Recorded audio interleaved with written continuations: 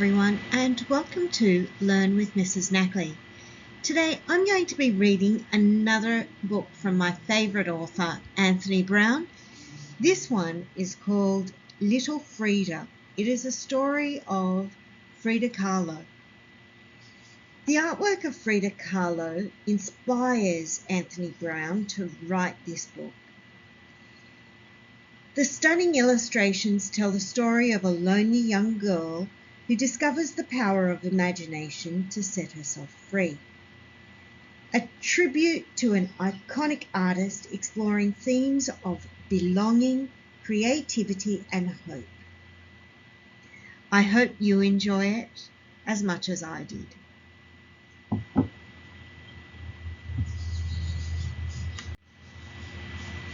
Little Frida by Anthony Browne, and this is dedicated to all the little Fridas in the world. When I was 6, I fell ill with polio and had to stay in bed for 9 months.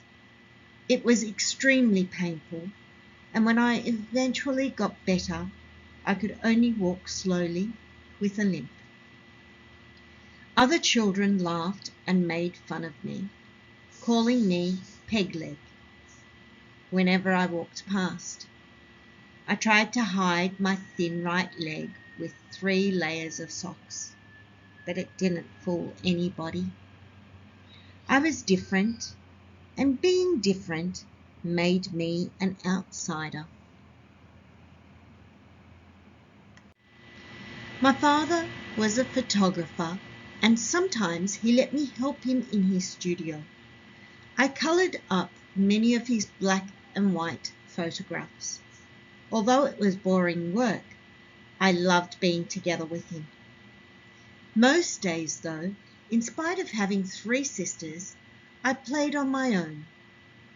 I was lonely, but I quite liked being separate.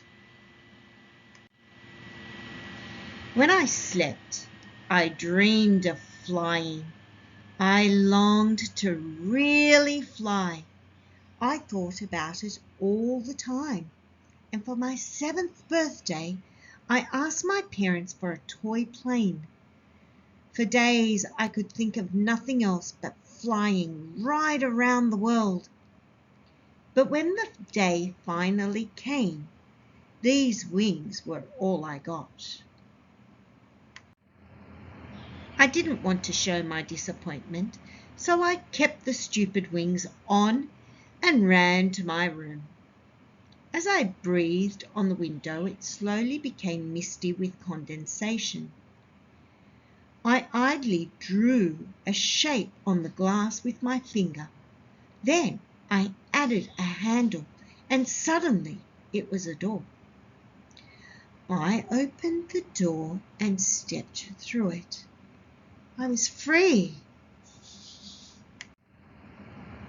I could run.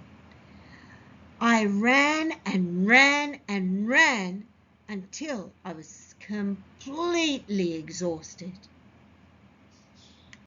I was hot and very thirsty, and there in front of me was a dairy. I walked all around the building looking for a way in, but I couldn't see one. Just when I was about to give up and go home, I noticed a little door. I crawled inside. And then I seemed to be falling slowly down into the depths of the earth. At the bottom, a girl was waiting for me. She didn't say anything, not even hello. But in a strange way, I felt as if I'd known her all my life. I smiled at her, and she smiled too. The girl silently started to dance. She was a beautiful dancer, and while she gracefully danced around the room, I talked to her. I told her all the secret things I worried about. There were many, and she listened to every word I said. The girl was a stranger, but she felt so familiar. We sat and laughed together. I laughed very loudly, and she laughed without making a sound. We quickly became the closest friends. I'd never had a friend before. It was a wonderful feeling. After a while, I knew I had to go. We waved goodbye and I flew back home, away from the dairy, across the plains, and through the door drawn on the window. I rubbed out the door and ran to the furthest corner of the garden. I sat there and thought about my journey and my new friend. I was alone again, but now I was very happy. I knew that I could go back and see her whenever I wanted. She would be there waiting for me. From that day, I began to paint the girl over and over again. I visited her many times since that day, and in a way, I've been painting her ever since. Frida Kahlo. Frida Kahlo was born and lived in Mexico for most of her life. Much of her work, with its distinctive style and vibrant color, was inspired by the nature and folk art of Mexico, and by her own often painful experiences. Her childhood was plagued by illness and injury. When Frida was 6 years old, she contracted polio, leaving her with a limp. After being isolated for months by the illness, she was then bullied by her peers.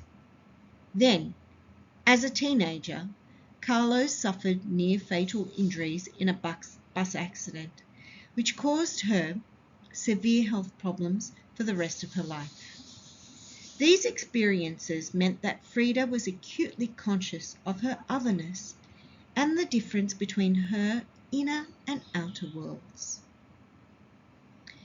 Around the time she had polio, when she was about 6 years old, Frida invented an imaginary friend who could dance without limping. In her diary, she described her first meeting with this companion. From flying through a door she drew on her window and descending into the earth under a dairy, to sharing secrets with a friend who danced and laughed without making a sound. Frida Kahlo grew up to become one of the most celebrated artists in the world. She painted many striking self-portraits that mixed reality with fantasy, and credited some of her paintings to the memory of this imaginary friend. One of these is The Two Fridas, drawn, illustrated, and in 1939. An unusual double self-portrait created during her divorce from fellow artist Diego Rivera. In her diary, Frida described the work as being inspired by the magic friendship that she experienced as a child. And we have come to the end of another beautiful story written by Anthony Browne. This story was actually based on true events, as you know. Frida Kahlo, what a pleasure it was reading a story about you. Anyway, I hope you enjoyed Little Frida. I know I did. Thank you for joining me on Learn with Mrs Nakhle once again. If you like this video, please give it a thumbs up. And if you haven't already, please subscribe to the channel. Bye for now.